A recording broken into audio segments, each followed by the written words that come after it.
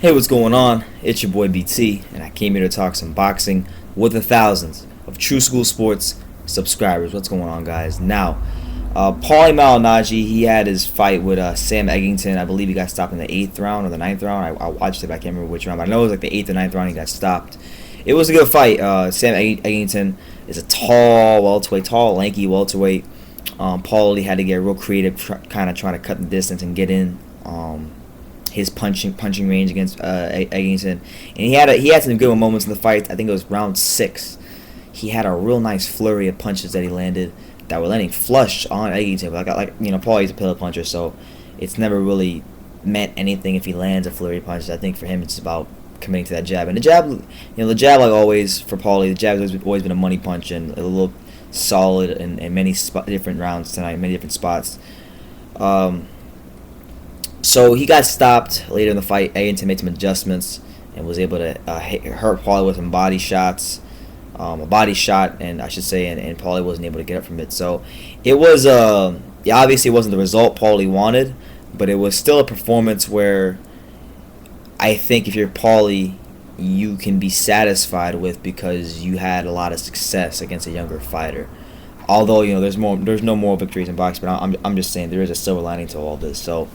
With that being said, Paulie Malignaggi, after the fight, in the post-fight interviews, he basically came out and he said that, this is it. He's hanging up the gloves for good. And, I figured I'd do this video here because, Paulie Malignaggi, as a fighter and personality, is in some cases is a very controversial figure because of, people hate the guy because of how he's talked about Pacquiao in the past, and even I don't like how he talked about Pacquiao in the past, and sometimes there's many opinions I disagree with him about. Like I don't agree with him as far as the Andre Ward Kovalev fight. But Paulie does know his boxing, and I think Paulie Malignaggi is one of those guys that boxing does need in the broadcast, but because more so than anybody, he does an incredible job of articulating the sweet science of boxing, the nuances of boxing, and the minute things that make fights in the ring happen better than anybody. And he may not go into the Hall of Fame as a fighter, but I think he'll go in one day as a commentator. So look, and honestly, look, I know I disagree with a lot of things, but I would love to, just learn about some boxing from Paulie. People can say what they want about Brendan BT. I'm never against learning anything new, especially when it comes to boxing. I think once you stop learning, or you think you're too smart or intelligent, or you know too much, you stop growing. And I'm not one of the people that want to stop growing as far as my love of the sport and all that stuff. So shout out to him. He's had a great career, but I think when it comes to him as a fighter, we should remember Paulie Malignaggi as someone. He didn't win the big fights. He didn't beat Miguel Cotto. He didn't beat Amir Khan. He didn't beat Danny Garcia.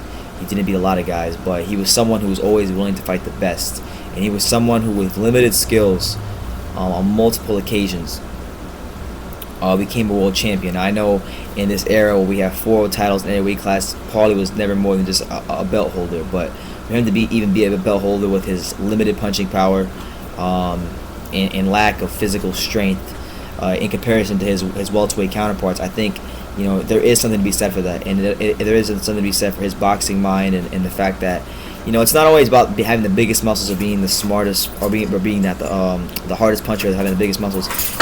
Having the boxing mind, the intelligence to win fights. And I think that if there's anything people can take away from Paulie Malignaggi, the fighter, it's the fact that he was able to show that he was a smart fighter, fight in, fight out, whether he won or lost, and he fought the best on many occasions. And we should always remember Paulie for that. We should always remember Paulie for that.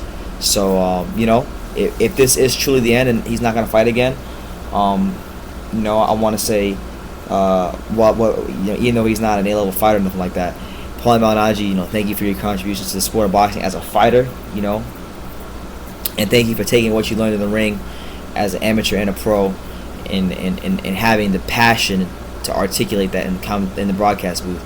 You help a lot of people learn about the sport. You help a lot of people understand the sport more.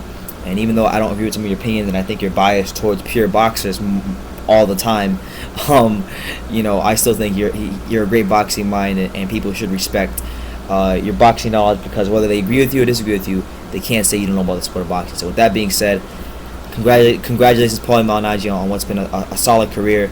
And cheers to you doing a great job in the commentating booth. From your boy BT, Brennan Taylor here at True School Sports. Thank you for your contributions as a fighter, Paulie. And that's it.